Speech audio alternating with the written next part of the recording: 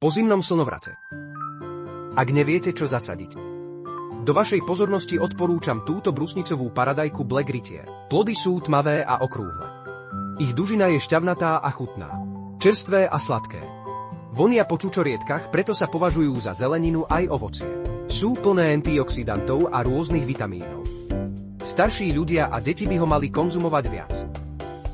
Jeho pravidelná konzumácia vyživuje cievy, chráni zrak a zdravie.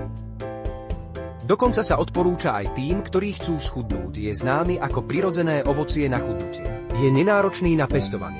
Dá sa pestovať aj v malej záhradke alebo v záhradke. Čučorietkové paradajky sú zlatom ovocia na trhu, kde musíte zaplatiť značnú sumu za kilo. Teraz je obdobie výsluh.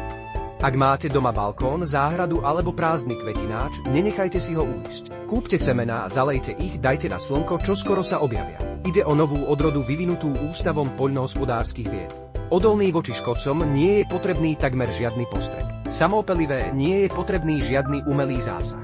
Vďaka silným stonkám nie je potrebná žiadna podpora.